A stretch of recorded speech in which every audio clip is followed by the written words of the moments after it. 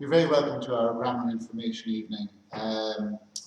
I'll say just a few general words of welcome. Then Miss Curran from the guidance department will talk to you and will give you some very key information.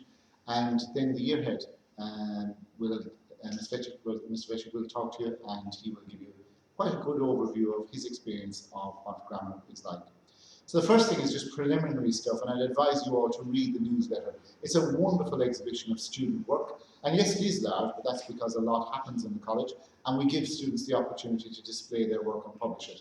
If your child has had nothing published or hasn't engaged with it, I'd encourage them to do so. We're always looking for people to contribute, and Mr. Roland Duggan is the editor of the newsletter.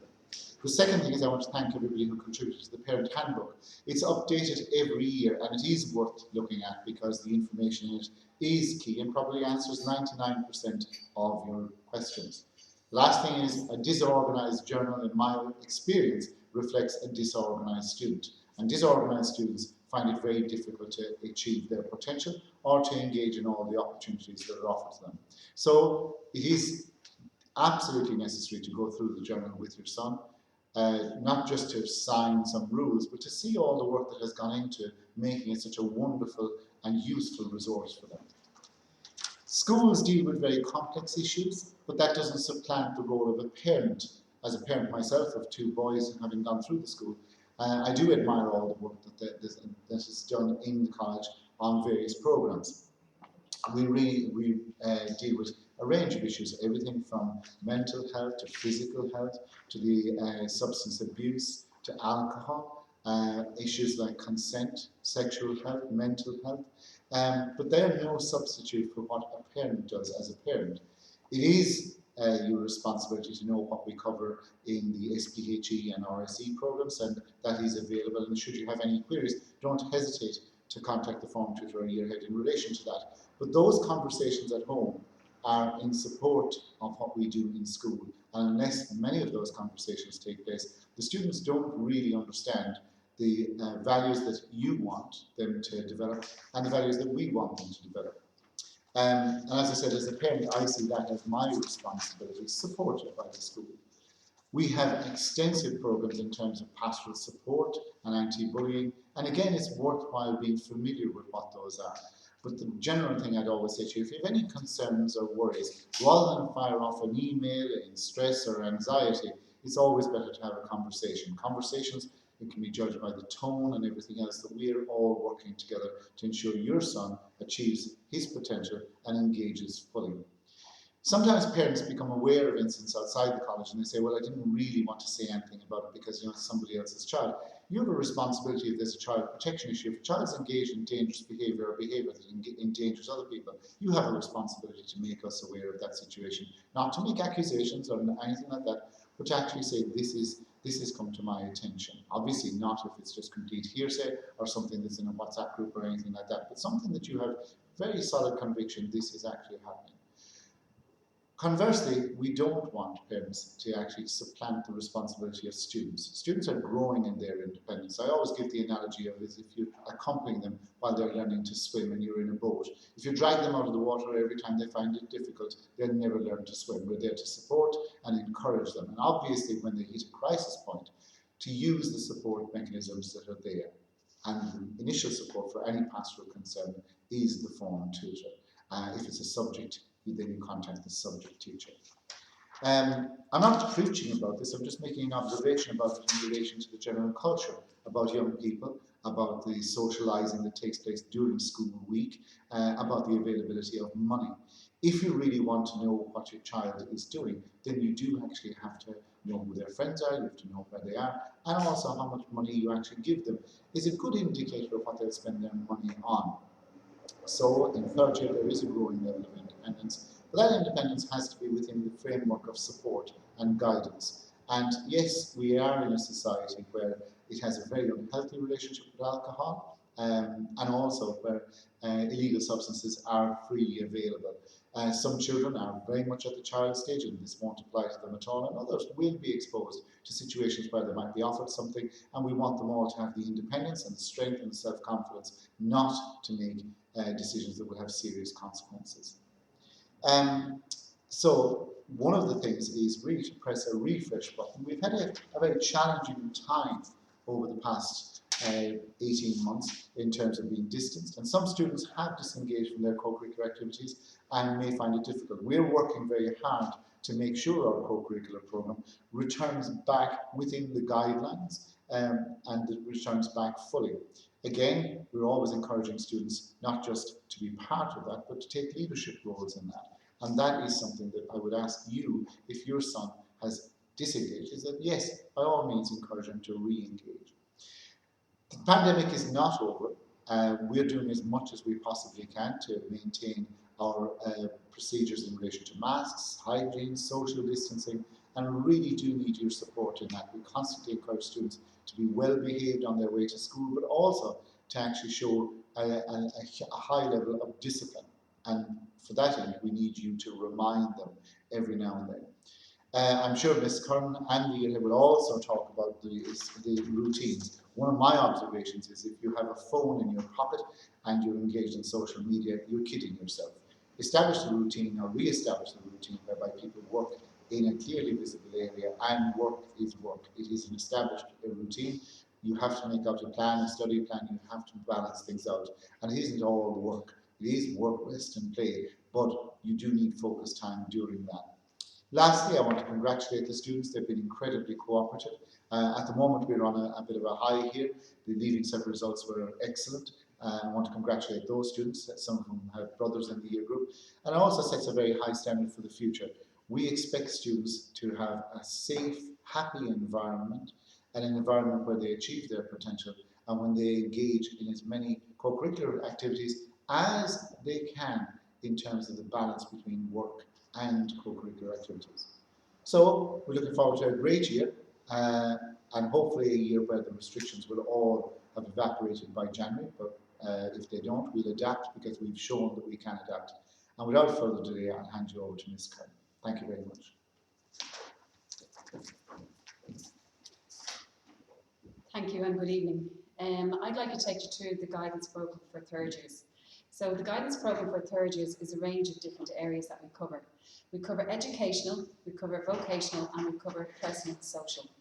And in the college, in addition to the guidance department, we also have an extensive pastoral department which also deals with the personal social aspect. So I'm going to take you through the educational part first of all and then move on to the vocational.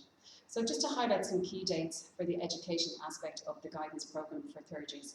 Study Skills Week happens each year on an annual basis, usually at the end of September, and it's going ahead again this year. Last year what we did is we recorded the sessions and we put the actual videos up live onto their team account so that the students could watch it with their phone tutors. This year it'll probably be the same. And this is a mix of different areas, and I'll go through that in further detail later on in this presentation. The next that comes up for the third years is a mind mapping presentation. I deliver that mind mapping presentation and explain to students how to actually use that as a skill when studying. The next then is a study skills seminar. So we've invited Inspire Education into the college this year to deliver a seminar to our students, just to give them something different around study skills and all about revision and exam technique, and just to get a different perspective on it, other than just the guidance departments, and it always helps to actually add in additional skills for them to learn how to revise. The other area that we look at, and this is the vocational aspect, is ongoing lunchtime talks. So every year, the guidance department plans lunchtime talks for careers, for colleges, for past pupils. We're always interviewing past pupils on different areas that they've ended up in sense careers. So we upload all of those onto our team's accounts, again, for the students to see at any time that suits them. We also offer one-to-one appointments by request, so if you feel that your son might need additional support in any of those areas, he can make an appointment via his phone tutor. In addition to that, this year we're delighted to bring a brand new junior cycle guidance programme, which myself, I have been involved in developing it along with the NCGE, and I'll go into a little bit more detail on that as we go further through the presentation. So key resources to look out for, if you want to take note, is the Belvedere College. We have an extensive website, and it's under the tab on study skills on the left hand side of the actual web page when you open up the web page, and in that is a huge resource on study. There's loads of different areas in there that they can click in. There's also an actual IGC pack, which is the Institute of Guidance Councils. They've done a pack up for students in third year. You can have a look at that and download that if you want to see how the study should work during the year. And then we also have put up there different things like timetables if you want to download weekly schedules and stuff like that. Again, these are all support tools to help the student improve their overall study revision over third year. So I'd like to talk firstly about the new Junior Cycle Guidance Programme. So this has been developed over the last year and a half with a number of guidance counsellors and the NCGE. The NCGE is the National Centre for Guidance and Education. It is an agency of the Department of Education who have responsibility to support and develop guidance practice in all areas of education and to inform the policy of the department in the field of guidance. So I have worked very closely with them and we have given our input into what we would like a programme to look like, and they have developed it. So the programme includes the following lessons for third years, and that's My Balanced Life, My Exploration of Careers, My Options, My Skills, My Subject Choice, and Presenting Me. Now, what's brilliant about this is that the fact that exploration of careers and skills and subject choice has been brought earlier to the student than it usually is. So it gives them more time to think about potentially what kind of careers they would like to do and what kind of courses and what kind of subjects that they might choose for their Leaving Cert. So it's bringing it earlier to them, which is excellent, so we can get into even more discussion before they get to fourth year, where they make their decision on their subject choice. Just to briefly talk about the Study Skills Week. That week will run from September the 28th to October the 1st, and as I said earlier on, it will be recorded. The following workshops will be delivered via the recording. The first one will be Body and Brain Fitness for Studying, and that's usually Mr. Henley. And that looks at nutritional advice, importance of exercise, and the importance of sleep for retention. We will be looking into even more specifics around sleep and the importance of putting your mobile phone away before you go to sleep. The next part of that Study Skills Week will be looking at motivation and goal setting, understanding what motivates you, and using the SMART goal system to help your son set targets for his coming year. And in addition to that, Mr. Bejic will be delivering that particular presentation. The next few areas will be study skills, methods and approaches that they use, organisational skills, and how they manage their time effectively. And lastly, we'll be finishing up with exam technique. So once they've done all the work, it's really important that when they get to the exam that they have the right techniques in place to be able to actually deliver what their goals are. So that's what happens in Study Skills Week, and again, that'll be going ahead, as I said, recorded this year. In addition to Study Skills Week, myself and Mr. Dundas also do study skills classes. So that means that we go around to separate classes over the year and we deliver a study skills class. And that's from everything from the environment of where you study to how to be organised. It's like a follow-up to the Study Skills Week in order to reiterate the week and what they've learned from it. How to become motivated in goal set tracking, reading skills, note-taking skills, which are also really important, revising and exam preparation, and then again back to exam performance. And giving them tasks so they can actually practice some of the skills that we've actually taught them. And in addition to that, more study skills for them. The Study Skills Workshop by the Inspire Education, and they're an external company and they're coming in to deliver this workshop on the 27th of September. This programme is specifically designed for students in Junior Cert, and it'll look at the following areas: learning preferences and multiple intelligences and how they link to their study, memory technique and revision strategies, time management tools, the impact of mobile technology and social media, goal setting and planning, and they're also going to give out a learning resource guide and an A3 exam countdown plan, just to get some structure into the year for the students. And that's what the Guidance Department will be delivering this year to third years. Now I'm going to hand you over to Mr. McCarthy, the Deputy Principal. Thank you for listening tonight. Thank you, Ms. Kern. So my name is Colin McCarthy and I am the Link Deputy to Grammar. So along with Mr. Bekic and the form tutors, we will try to ensure your son has an exciting, a safe and a productive year in grammar. We've worked very hard during the summer to try and make our school a very, very safe environment for the boys' return. We've done a lot of cleaning, we've done a lot of fogging, and we have got posters up, we've got information up. Now it's up to the boys to do their part. So if anything, just remember three things. The boys will be wearing face masks in school. They will need to wash and sanitize their hands, and they will need to adhere to social distancing. Things in the country may change come the 22nd of October. Until that point, we will continue on as we have been. At that point, we'll be guided by the Department of Education and the HSE, and if any changes, however, need to be made, we will make them then. The Grammar boys are covering 2 corridors, so their classrooms are big, and a little bit we had to knock down partition to make 2 classes into 1. So they are big classrooms, and we do hope that as Grammar boys, they're probably the better ones out of the other redeveloped classrooms.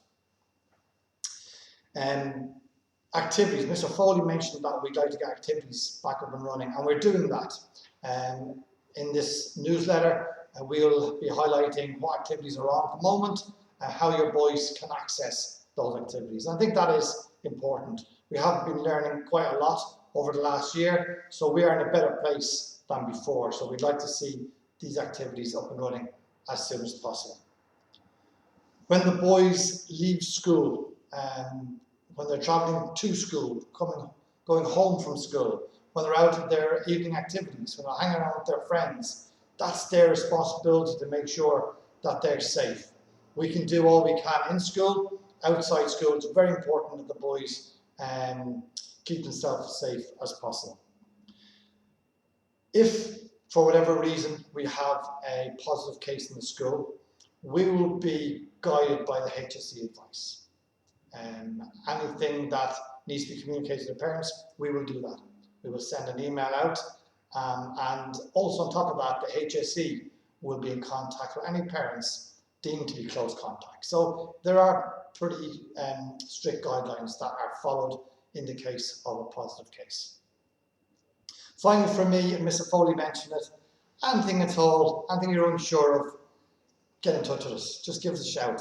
Email the form tutor, email the subjects teacher, and there's a lot of avenues to go down to find out the information.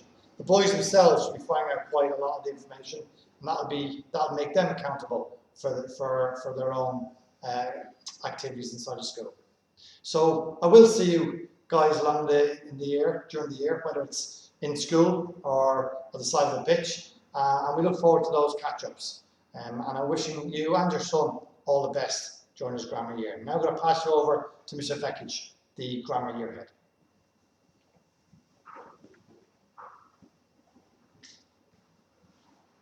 Thank you very much, Mr. McCarthy. Good afternoon. I want to welcome you and your sons to grammar. My name is Chris Vekic, and it is a pleasure to be your son's head of year.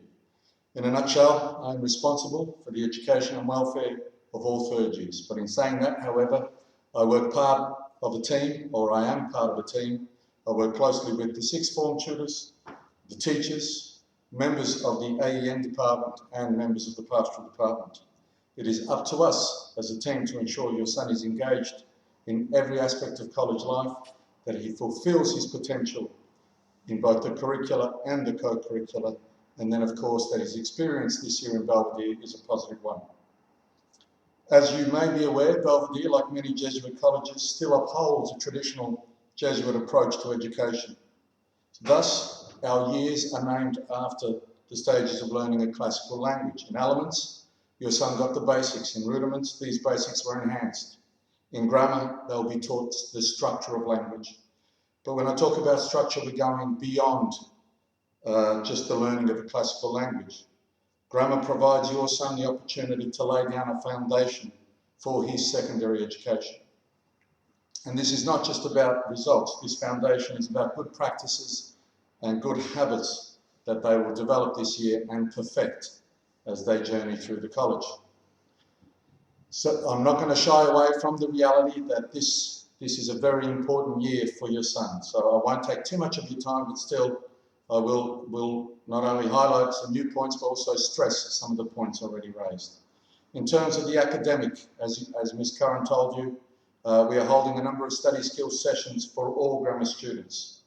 However, as they are aware, and you are aware, it's once the bell goes at home, or it's once the bell goes and they go home, that really their effort beyond the school, this will determine their progress this year.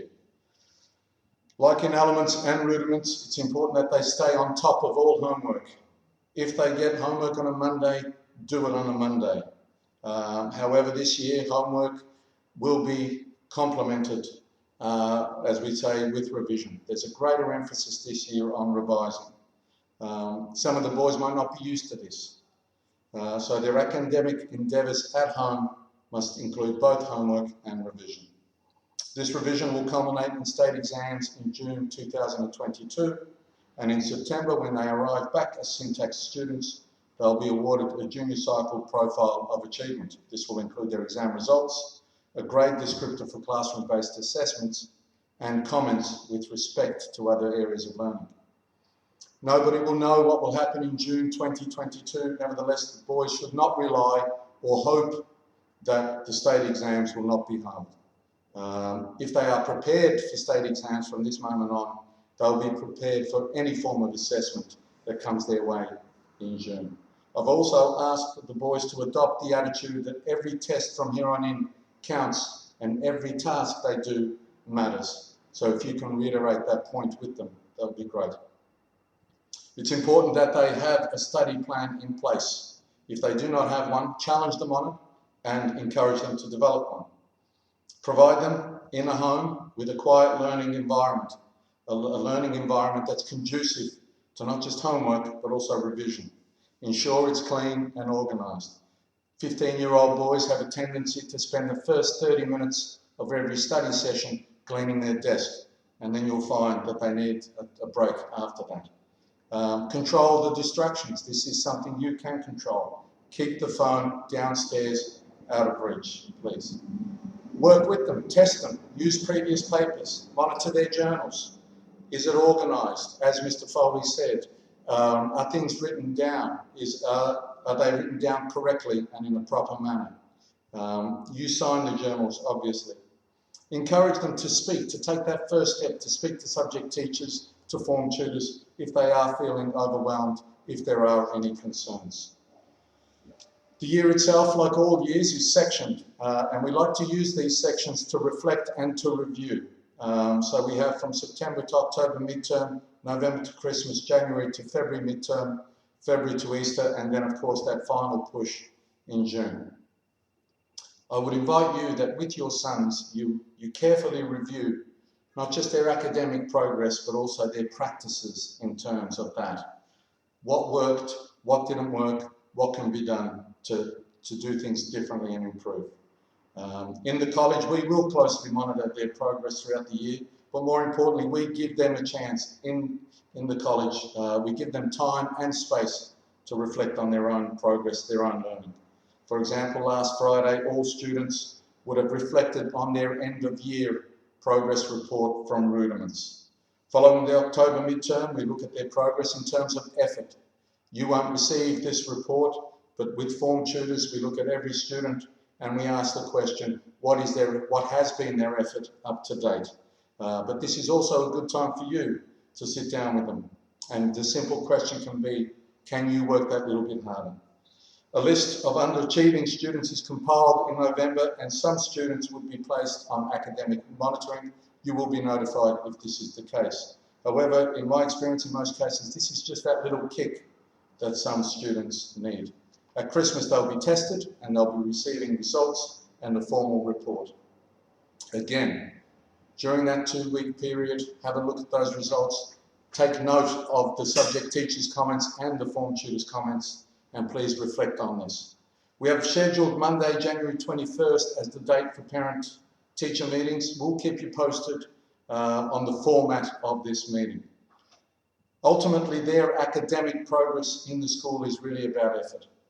In terms of co-curricular, as has been mentioned, please encourage your son to get involved and to stay involved.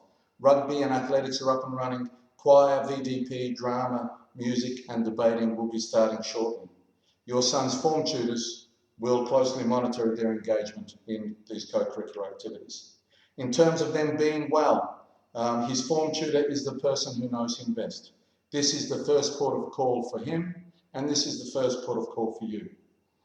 A Jesuit education is characterised by depth, and we ask and encourage our students to reflect on their life, their choices, their actions, and we'll continue to do this. On occasions, this may lead to a crisis of conscience. So some students may require additional support. But here in the college, along with their form tutors, the pastoral department, chaplains, guidance counsellors, will work with them on top of this. In school, the above will all be covered in SPHE, in PE and in RE. Just in terms of behaviour, punctuality and uniform, it is all there, it's in the journal. Please read this with your son. Make sure they understand it. You will sign those parts of the journal. Can I also ask this year that you spend time discussing issues around plagiarism, copying from others and using phones and devices and notes when it comes to tests or during tests and exams. If they are caught, then there will be severe repercussions with respect to that. In relation to behaviour in classes, no one has the right to disrupt teaching and learning. If your son persistently disrupts the classroom or teaching and learning, they will be removed and you'll be invited to speak or to come into the school and discuss this. And as Mr. Foley and Mr. McCarthy have noted, COVID measures are still in place and we are still taking them very seriously. Your son is well aware of what's required. They're well aware of where they should be during break times. And please just continuously remind them of masks, sanitising and distancing. We will not tolerate breaches of health and safety, and this is something we take very seriously. Please make sure your son is well presented, clean and has the right uniform every day. Before they get to us, they leave you. So no runners, no hoodies, and definitely ensure that they're keeping their phones in their bags. If a phone is confiscated, as your son is well aware, I will keep that phone for a period of time. Finally, we just remind your son that he is wearing a Belvedere uniform and he needs to be proud to wear that uniform. In wearing that uniform, he represents the school. And we expect that he not only behaves accordingly and mannerly in school, but also when he's coming to and from school, if he's on any trips and so on. Given their age and the importance of the year, we will be demanding more from your sons. And while we'd like them to uphold the values of the college, there are three particular values that we're looking to focus or we're asking them to uphold. The first is respect. Respect for self and everybody else. That includes fellow students, teachers, new teachers, the cleaners, the maintenance staff, coaches, and pretty much everybody in the wider Belvedere community. Respect for their class and the school grounds. That means in terms of keeping things clean, neat, orderly, well maintained. They are expected to behave accordingly, as I've noted. We expect them to be mannerly. It is manners that make it the man. To step away from the doors, whether someone's entering the classroom or even if someone's hopping onto the bus. To say thank you, to say please, to be the last to speak, to listen with intent, and then of course to respect the traditions, cultures, beliefs and opinions of others in the college and beyond. Responsibility is the next value. We expect them to take responsibility for their learning and everything that's associated with their learning, coursework, projects, homework, revision, uniform, punctuality. If they're not aware of a co-curricular activity, to take responsibility and go and inquire.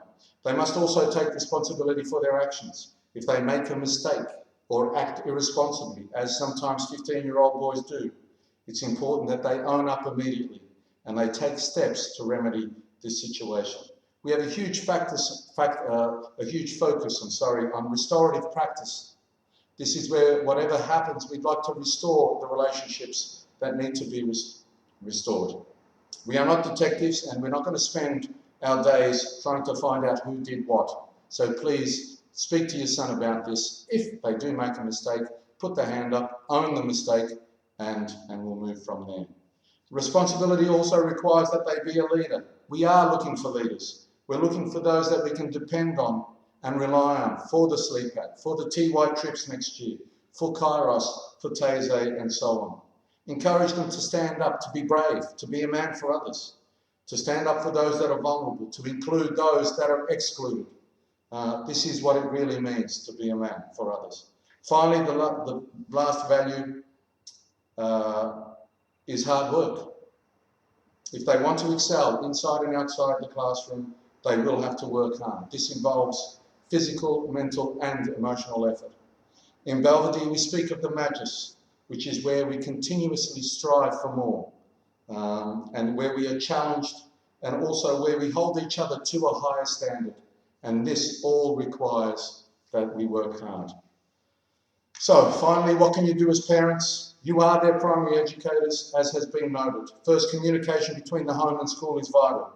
You know by now how to communicate with the school. If there's an issue, if you notice an out of the ordinary mood change or something that will impact on their engagement in school, please let us know. If there is something happening at home, please let us know. If you have an issue with a subject, please go to the subject teacher first. Try and resolve it with them, and then if not, then move on to the form tutor and so on. I'd ask you to read the newsletter. So much is happening in the college. Read it with them and say, do you know this is happening? Do you know that is happening? And if there is anything that we need to communicate with you, that is exactly what we will do.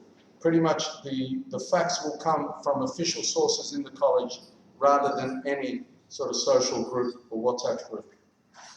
I'm going to ask you to stress with your sons that they should compare themselves to themselves. So I've told the boys, compare yourself to yourself. So please reiterate this at home. Don't worry about what someone else is doing, what they're achieving. So focus on your son's progression and focus on whether they're heading in the right direction and so on. As you're well aware, adolescence is fraught with storms and stresses. However, if we can get these young grammar men to believe in themselves, then we're giving them a significant tool in dealing with all those stresses. So please encourage them at home. Be positive at home as well. Remember, behind every young person who believed in themselves is a parent who believed in first. This year, like previous years, will fly by, so ensure the boys hit the ground running. The structure we are trying to pass on relates to the processes and not necessarily the results, so please focus on that. If they develop good revision habits, a discipline, a focus, a work ethic, the tenacity to juggle the demands of what is curricular, what is co-curricular, and their social life, then I guarantee they will fulfil their potential this year. I just want to say good luck to you and your son. I'm looking forward to getting to know them, and of course walking with you as we journey through grammar. For now, stay safe and God bless. Thank you.